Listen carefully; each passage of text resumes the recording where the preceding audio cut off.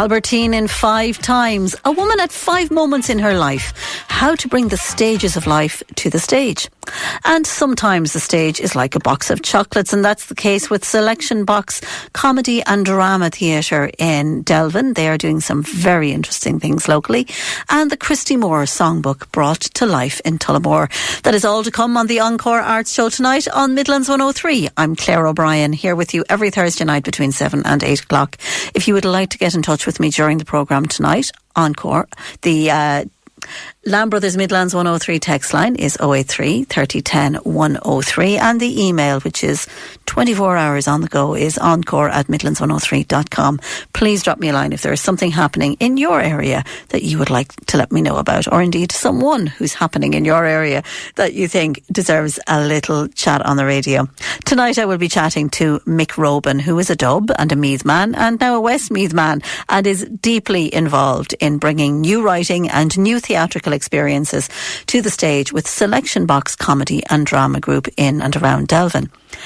Jerry Tully is a renowned folk singer of fabulous voice, and he comes to the Esker Arts Centre tomorrow night with the Christy Moore Songbook, and he'll be chatting me through that in a little while. And coming into studio very shortly is Pádraig O'Toole, who was directing Albertine in 5 times, a play by Michel Tremblay, and that comes to Mountmellick Community Arts Centre next week. So all to come on the programme tonight, but before all of that we will do as we always do, which is to bring you some brand new Irish music. 2 really interesting and very different groups for you tonight. Neither I think that we've had on the programme before. The first is a Cork band. They're called Cardinals. Their debut album, Masquerade, is out next week. And then after that we'll have Alva Reddy, and the song is from her second album. The song is called Kiss Big. She's from Dublin. She's already done Glastonbury. And when we hear her very shortly, you will see just why. She's a fabulous voice. But for now, I Like You from the Cardinals. You're listening to Encore on Midlands 103. You'll definitely want to think about Alva Reddy. She's from Dublin. That is Kiss Big. It's from her second album, and she is extraordinary. We're going to take a break, and when we come back we'll be talking to somebody else who is extraordinary, and that is Pádraig. They see, you love that link there, Pádraig, didn't you? He's sitting in front of me. He's Pádraig O'Toole, directing Mountmellick Drama Group's performance, which is coming next week, Albertine in 5 times. We'll be back right after the break. You're listening to Encore on Midlands 103. Encore@midlands103.com is the email address if you'd like to get in touch. And still to come on the programme this evening, I'll be talking to Mick Robin about magical things that are happening in Delvin. But magical things happening in Mountmellick next week, just ahead, a few weeks ahead of the Drama Festival, which we'll be chatting about a little bit later on in a couple of weeks' time on the programme. But Mountmellick Drama Group are presenting Albertine in 5 times by Michel Tremblay. And I'm joined in the studio this evening by Pádraig O'Toole, who is directing the performance. Pádraig, you're very welcome. Thank you, Claire, and thanks indeed for having us on. It's really a thrill for us to be included in the wider arts community on your programme here. We really do appreciate it, so thank you so much for having us. All of my arts interest came from, and I've said this on the programme before, from my mum bringing me to the Drama Festival and sitting when I was far too young to be watching Agnes of God, and just being blown away by what happened on the stage. So all of that happened courtesy of the what is now the Community Arts Centre in Mountmellick. Albertine in 5 times is a really unusual play in that it takes the story of one woman whom we meet in her 70s, and it brings us through her life at different stages. Tell us a little bit about the storyline and how it works. Yeah, the storyline is quite complex, and it's a very interesting approach to how it's presented on stage, insofar as we see Albertine on stage in 5 different ages. We see Albertine at 30, Albertine at 40, Albertine at 50, Albertine at 60, and Albertine at 70. And they're the 5 times that are referred to in the title of the play. That's the Albertine in 5 times. All those roundy birthdays, those significant moments. Big roundy birthdays. But what is really clever in terms of the engineering of the play and the structure of it is that Albertine is played by a different performer at each age. Mm-hmm. So there are 5 Albertines on stage at the time, and they all play within their own age group. And then the 6th character in the play is Madeline, who is Albertine's sister, and she provides the continuity between all the different times. So it's very, very well constructed.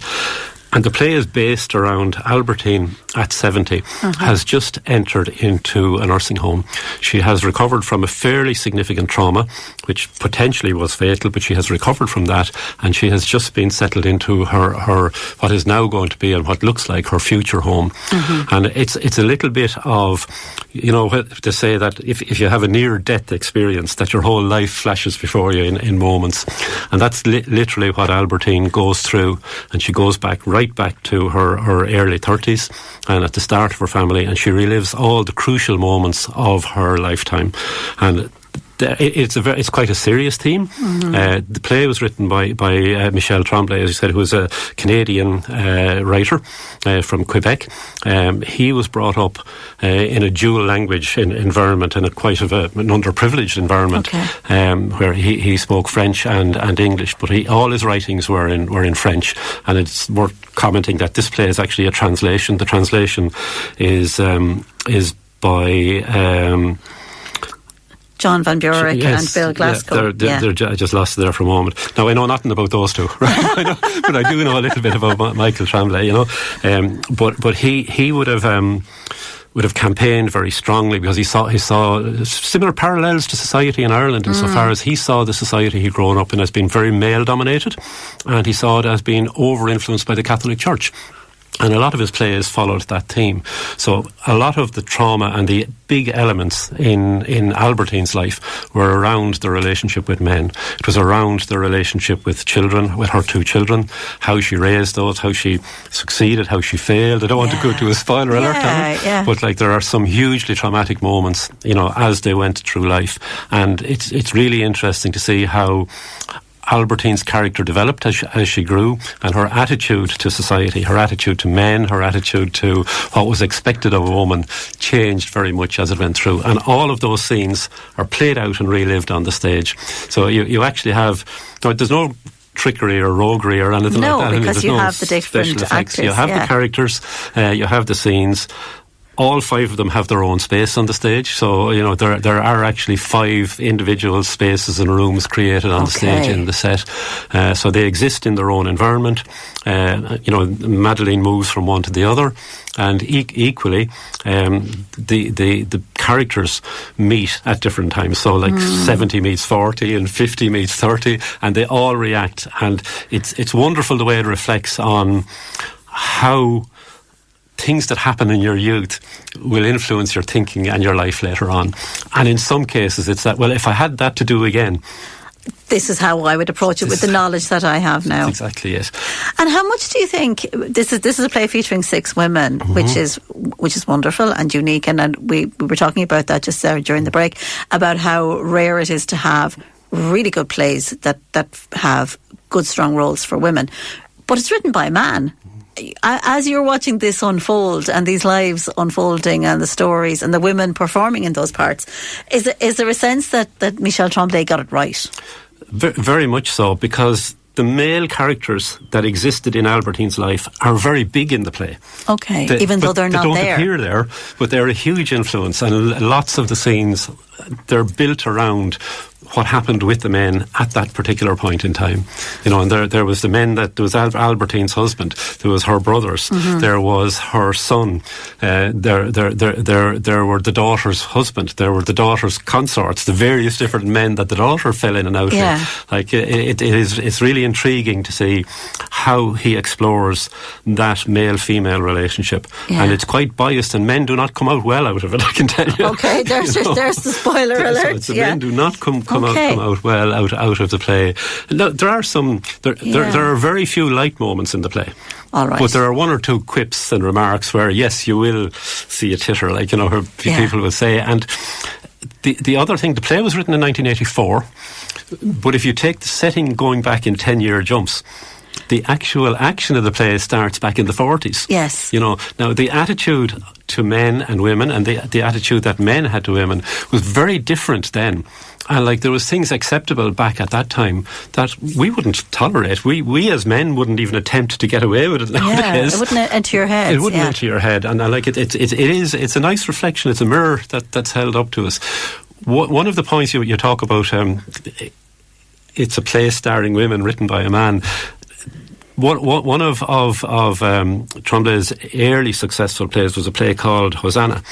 And that was the first Canadian play, or the first Canadian piece of theatre that a gay character appeared in. Okay. Right? And he himself actually turned out is actually gay. Okay. And campaigned very strongly on that. So his view of men might not be exactly in parallel with what might be traditionally stereotypically seen as the stereotype of a man. So he would have pushed the boundaries. But for that, the play is very rich. The scenes are lovely, they're wonderful, they play, but it's not episodic. It's a flow right the way through. It's not one of these plays where you have 37 different scenes or anything like that in it. It's played it's played without a break, which is unusual as well. Yeah, okay. The play runs for about 90 minutes without a break, so it's quite demanding and challenging for the players, but they're well up to it. We have a lovely set of players playing in it, and they're working very, very well together. And some names I've seen in other situations, and some names I haven't seen before.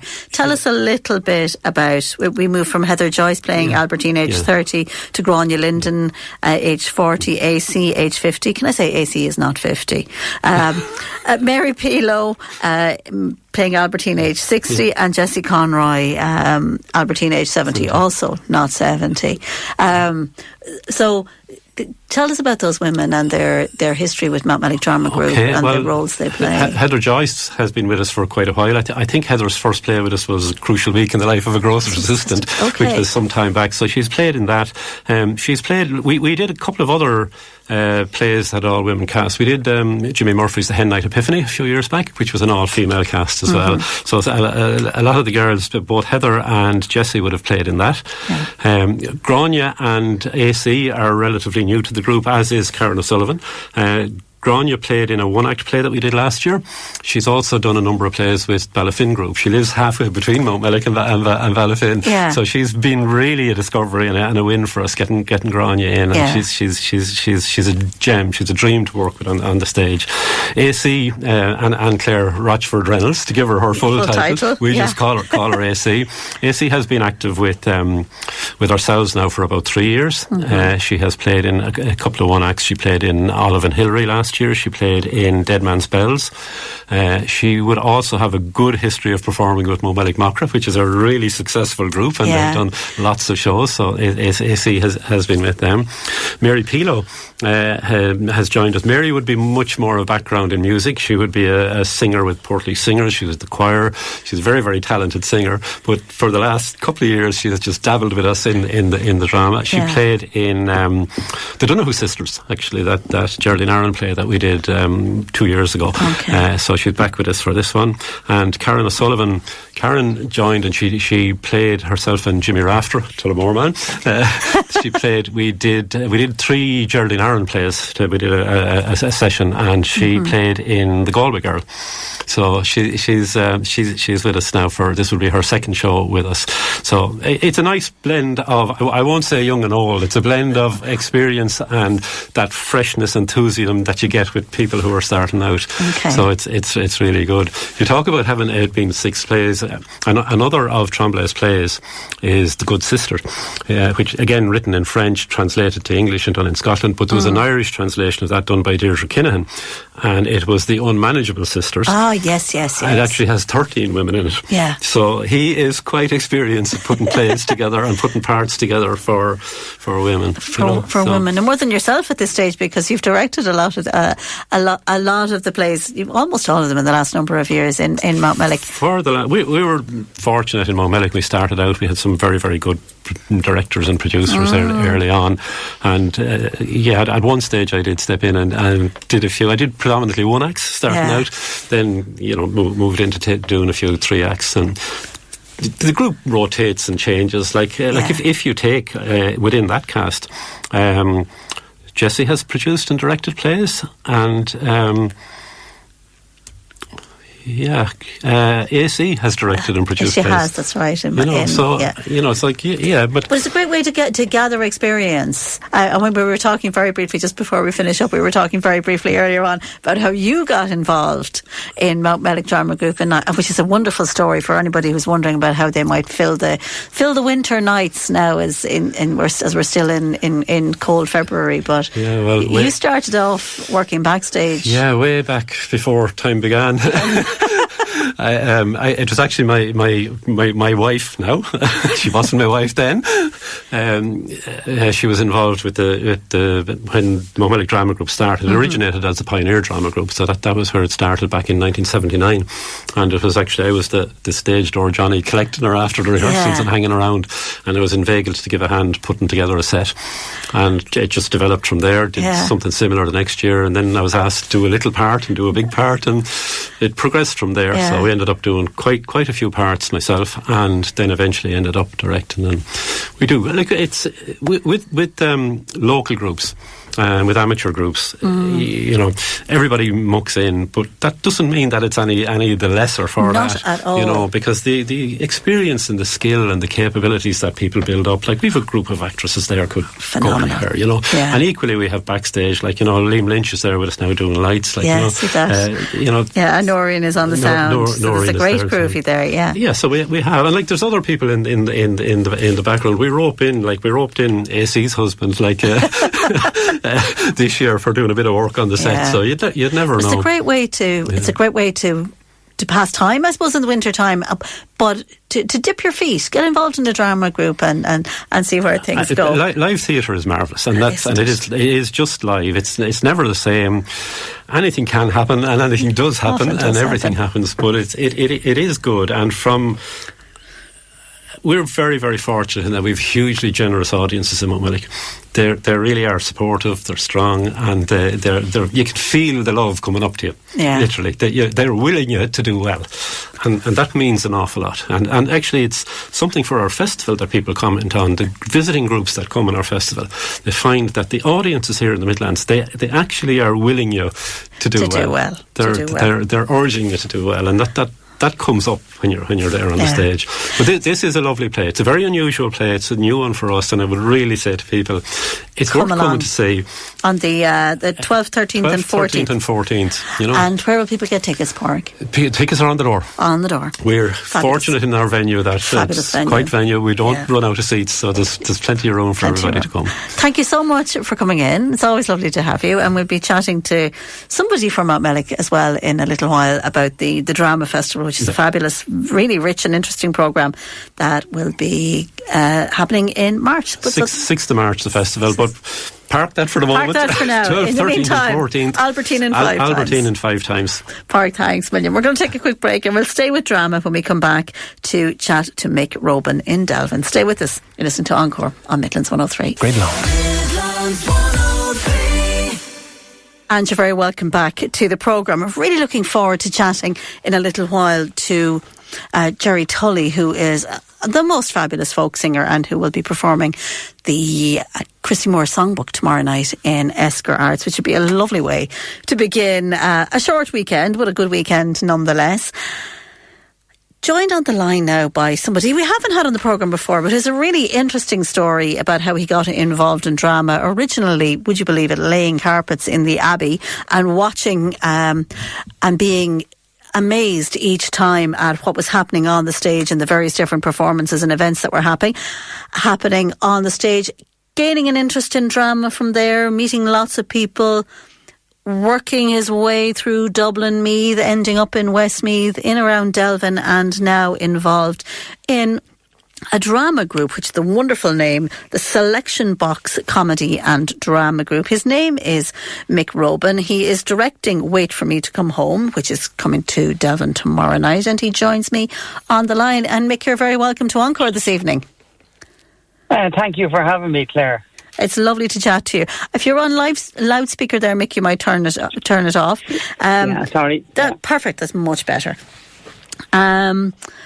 So the name, you might tell me briefly a little bit about the name Selection Box Comedy and Drama Group and what it is that you try to do in Delvin. Yes. Well, the Selection Box came about because I was a member of the Dunshaughlin Players, a great drama group, and also a member of Navan, another brilliant drama group. And you'd be going around and you'd meet very interesting people in these, and a lot of them would be writers themselves and performers. So I was, looking at this, and I thought, God, she's great, he's great. And some of the people who would go for auditions who wouldn't get parts because they may not have read that well or whatever. But yet I see there's something about them, you know. So I formed a group called the Selection Box. And then I got a group of writers who write their own stuff, and I start matching up some of these people from the drama groups with these pieces. And the reason is the drama circuit is fabulous and everybody is great within it. The reason is, you know, most local drama groups have a play once a year, and they may then have a 3-act another part of the year, which leaves a big gap for people who might want to perform. So I created this thing where different writers would write pieces and we would select people to perform them, ask them would they like to perform them, and we would work with them, directing them. And then when they got their piece off, they could perform it in any particular, any hall or any theatre. So, like, we mainly do it for charity, like, so with that you could ring up, say, let's say Mary is in a piece with Margaret, and you'd say, well, you're fixed in 3 weeks' time to perform your piece, and we're going to marry that up with several other pieces to form a show, an overnight show, more or less. Yes, and that might be where the selection box comes in, with a little something light-hearted, a little bit something more dramatic, maybe a bit of a tearjerker. But that selection of things that sometimes some a little bit shorter than others that will happen on the one night, bringing all of those different voices and experiences and writers together, and it's a wonderful initiative. Where does that fit in with the performance that's happening tomorrow night, which is called Wait For Me To Come Home, and it's written by Pat Farrell and starring Patricia Ronayne and Pat Farrell? Well, that fits in because Pat Farrell, who I've known over 30 years, is a wonderful musician, singer and actor. So Pat and I have collaborated in the past, and he's written this beautiful piece, Wait For Me To Come Home. It's a lovely, moving piece about a couple that reunite after being 50 years apart. And we find out within the piece why they had to part and why they've now come back. And during this, it's a lovely, balanced piece where there'll be light-hearted comedy, then there'll be a little bit of sadness, and it covers quite a lot of topics within the piece. So Pat brought the script to me and asked me would I be interested in directing it. I was delighted after reading the script. So we decided to come here to Delvin, to Gaffney's in Delvin, and they have a back lounge here, which we, the local group here in Delvin is called the Valley Drama Group. And I would know all of them, and indeed I am a member of that group. Yeah. So we decided we'd use Gaffney's as a drama lounge with the support, obviously, of Mary Gaffney, wonderful lady, and we'd bring drama and theatre and the different styles of art to Delvin and surrounding areas. And so that's how we developed. So the selection box then came down, and we're going to perform tomorrow night and the next night, Wait For Me To Come Home. So that's how that came about. So that's the 6th and the 7th at 8 o'clock in Mary Gaffney's Drama Lounge, which sounds like a wonderful venue, and I know it's intimate and lovely. Tell me about the performances that we can expect, that an audience can expect from Patricia and Pat, and the experience that these two characters have in the story. Well, during the story, they actually sing, and the songs they sing are very topical, and they're to do with the storyline. And Patricia is an opera singer, and Pat is an all-round singer. So getting that to marry and to find the right songs for them was another thing that we worked on. Yeah. And thankfully we did. So you've got this wonderful piece of drama, and at breaks in it, you have some beautiful singing and some wonderful songs that are relevant to the storyline. And so that's how that came about. And it is a story that has, again, a variety of emotion in it. That's really important to you, isn't it? To have the emotional, the variety of emotional experience for your audience. It is, Claire, because I find, everyone involved in theatre are just marvellous people. They're so creative and so helpful, and we all work together. And for me, when I watch a piece of theatre, we all like that roller coaster of emotion. 1 minute you're laughing out loud, the next minute you're getting emotional and upset. In this piece, it has everything within it, but it paces very, very well. Some plays sometimes, and there's a necessary quieter moments within it, and then we raise it up again. In this piece, the audience won't have a problem losing concentration watching it and watching these two wonderful actors and singers perform. And for me, it's all about but for me also, it's our audience that's coming to view this. For that 2 hours or hour and a half that they're in Gaffney's Theatre Lounge, whatever we all have the modern day lives, and everybody is rushing from here to there for one reason or another, that we can go into Gaffney's Drama Lounge and just enjoy ourselves and just be taken away for that hour and a half and come out kind of somewhat transformed, if you like, happier than when you went in, and saying, God, I can't wait to see what comes here next. Yeah. It's lovely to have that experience of all of the different emotions in drama, the way it can take us to different edges, doesn't it?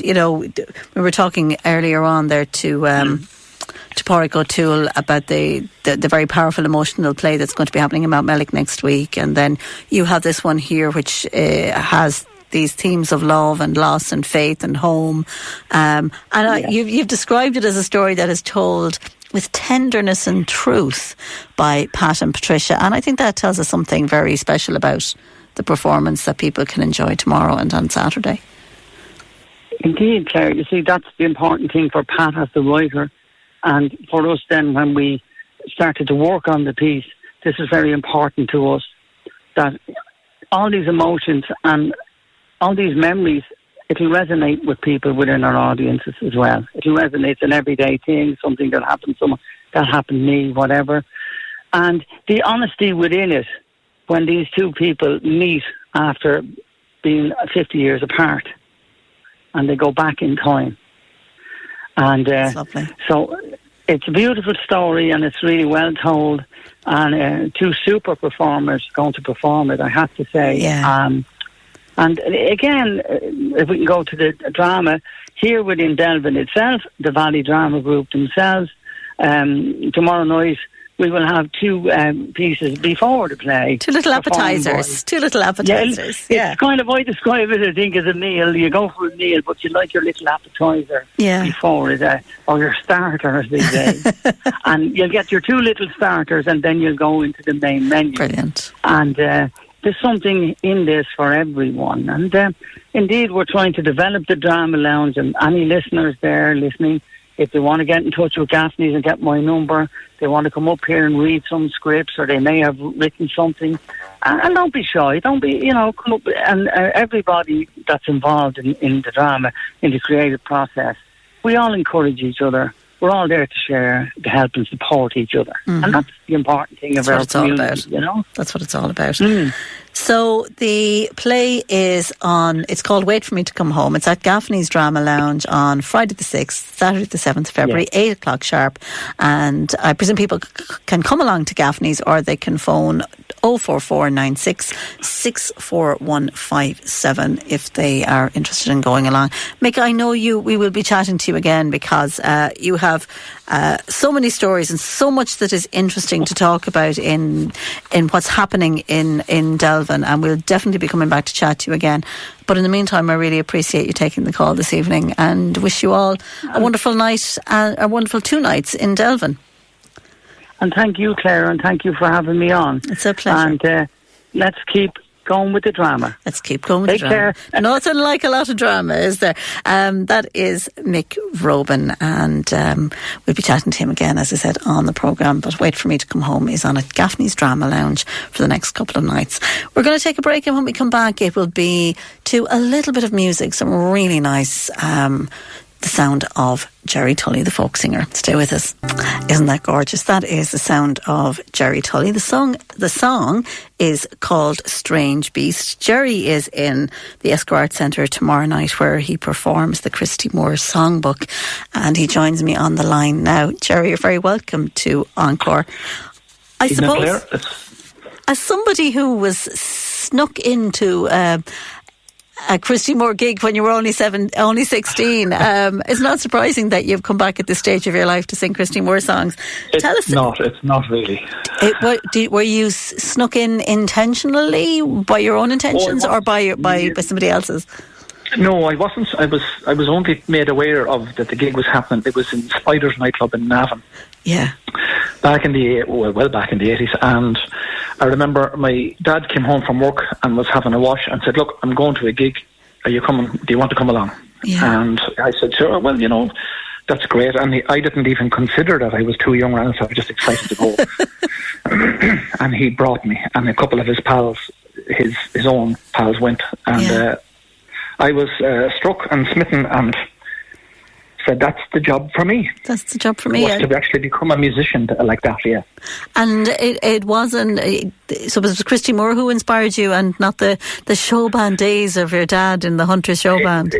Exactly. Well, I think the show band days had really inspired me, and there was instruments around the house. Yeah. I remember there being an accordion and different things, and I knew there was expression that could be had, and I wasn't terribly expressive as a kid. So I found a pathway, and then when I saw Christy Moore doing it for himself, that he was actually just going up, taking courage, getting on stage and doing what he did. I said, there's life here at this place. You don't have to have a band necessarily. You can still be a performer. That's what crystallised in my mind that night. And you've kind of, over the course of your career, you have had both of those things. You've performed in bands, but you have also been writing and performing your own music. So I imagine that scratches two different kinds of itches for you.